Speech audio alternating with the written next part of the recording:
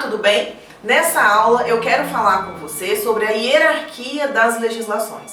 Você já deve ter observado que a gente tem leis, portarias, resoluções, instruções normativas, decretos, e por isso é muito importante que a gente compreenda quem é superior a quem. Porque quando a gente tiver um conflito na legislação, vai valer aquela legislação que hierarquicamente estiver numa posição superior.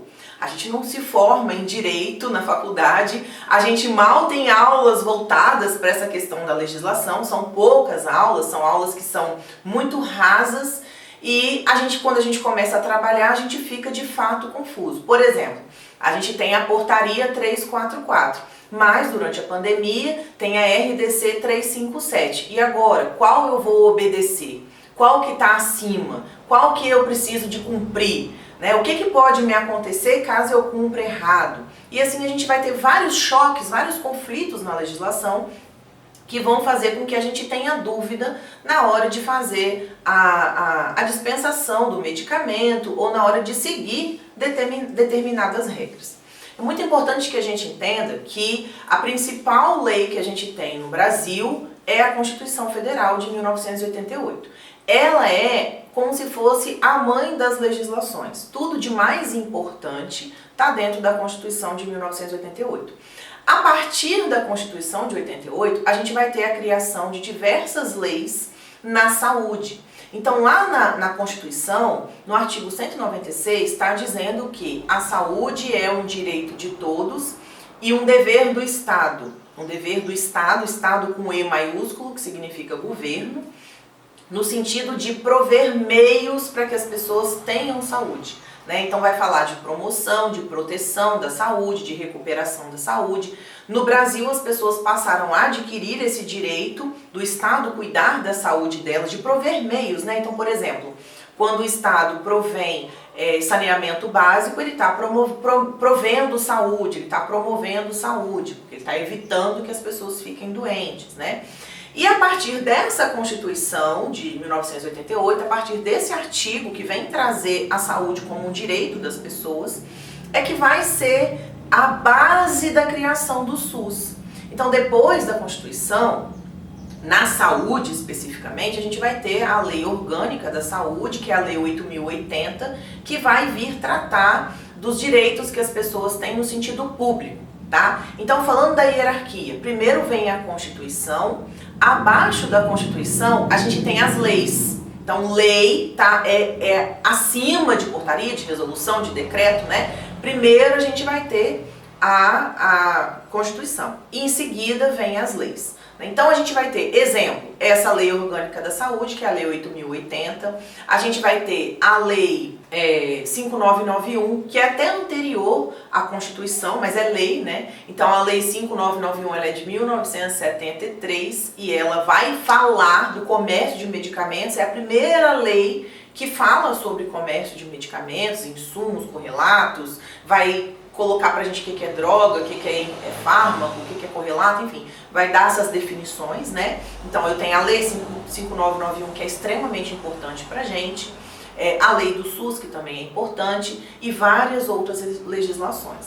Depois da legislação, a gente tem mais ou menos no mesmo patamar portarias e RDCs.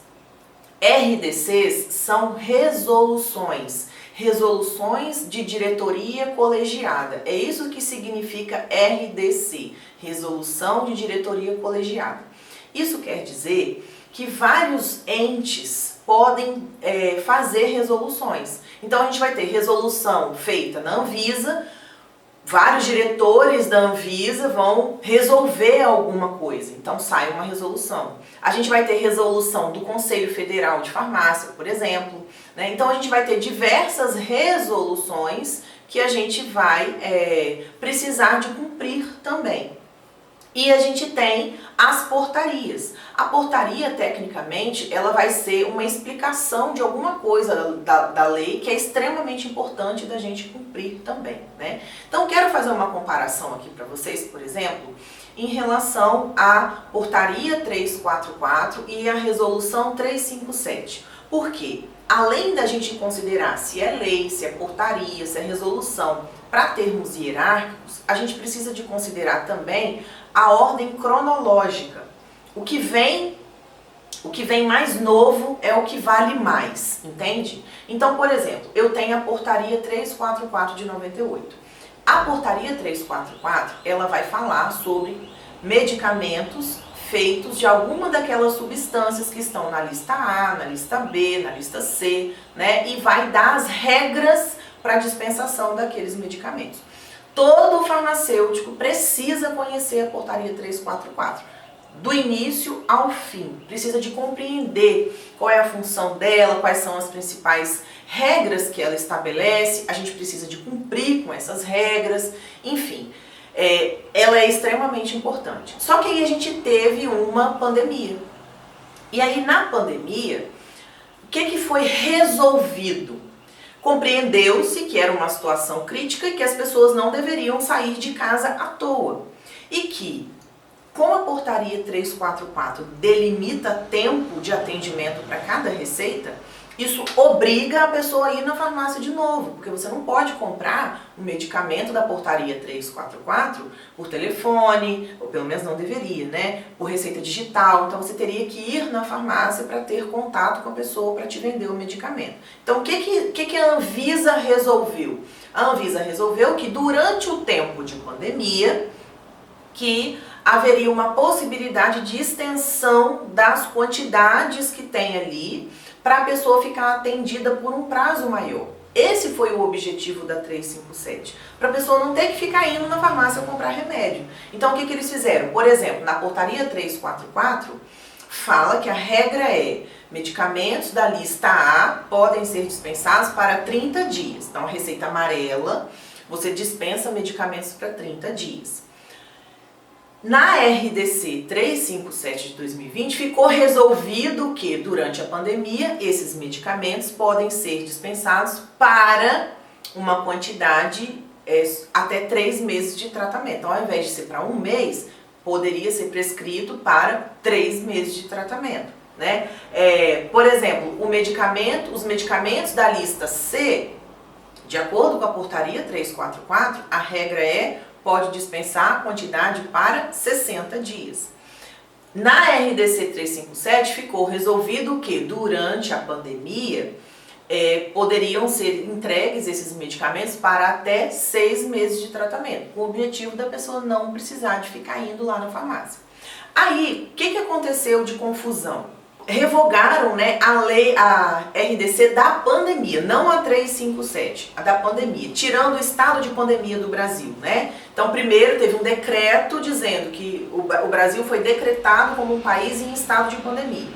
Depois esse decreto foi revogado, né? Ou seja, foi cancelado.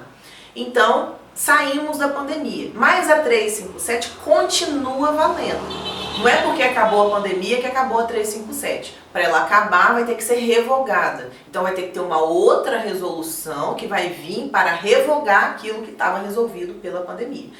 Segundo informações, é até maio de 2023. Então até lá, podemos seguir com o que está na resolução.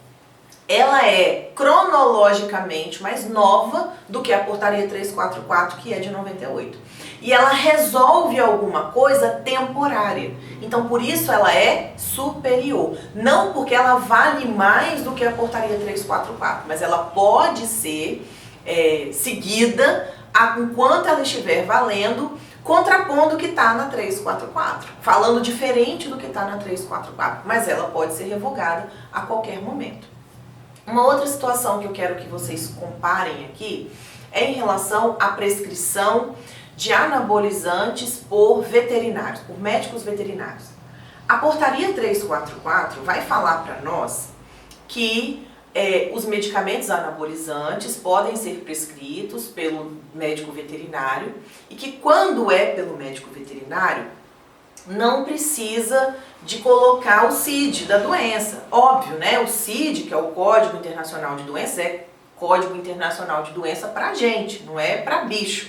Então, o que precisaria para o veterinário fazer a prescrição desses medicamentos? Precisaria dele utilizar o CPF e os dados do dono do animal, mas que poderia ser prescrito. E isso na portaria 344 de 98. Aí, quando foi no ano 2000, foi decretada uma lei, a Lei 9965 de 2000, que a ementa dela é restringir a prescrição de medicamentos anabolizantes.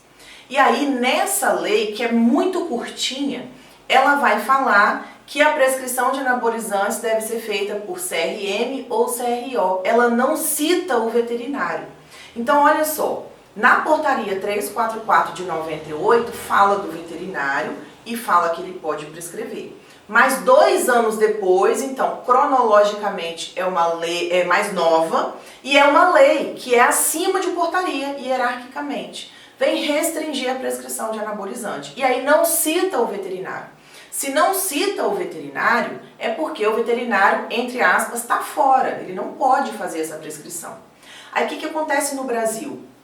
As pessoas ficam procurando brechas na lei para que possam trabalhar da forma como querem trabalhar, né? Então, o que eles fazem? Ah, mas a lei não está falando nada do veterinário e a portaria tá, então eu vou seguir a portaria. Só que isso não está certo. Se der algum problema, né, se a fiscalização se atentar a isso, souber que isso acontece, porque a gente tem farmacêuticos dentro da fiscalização que podem desconhecer esse fato, né? Mas se a fiscalização souber disso e quiser autuar, ela pode, porque a Lei 9965, ela é superior à portaria e ela é do ano 2000, que está mais nova do que a portaria 344. Então, o princípio cronológico também está à frente. A gente precisa estar muito atento a esses detalhes, muito espertos a esses detalhes. É claro que sempre a gente vai tentar seguir tudo que está na legislação da melhor forma possível. E o meu conselho para vocês, enquanto mentora, é façam tudo da forma mais correta possível. Por mais que pareça bobagem, por mais que pareça que você está sendo passado para trás, meu concorrente faz e eu fico fazendo certinho aqui, ele está ganhando mais dinheiro do que eu. O que eu te oriento é que você busque agir dentro da lei, para que você não tenha problemas futuros e para que você tenha a sua consciência tranquila também.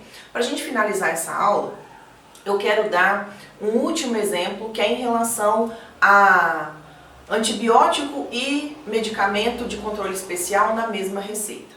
Quando a gente lê a portaria 344, ela não fala de forma nenhuma sobre não poder ter medicamento controlado com antibiótico na mesma receita. Ao contrário, ela libera que sejam prescritos outros medicamentos quando é receita C1, né? Que é aquela de controle especial em 2 vias. Aí a gente tem na RDC 471 de 2021 falando que antibiótico não pode vir junto com o medicamento controlado, medicamento de controle especial na mesma receita.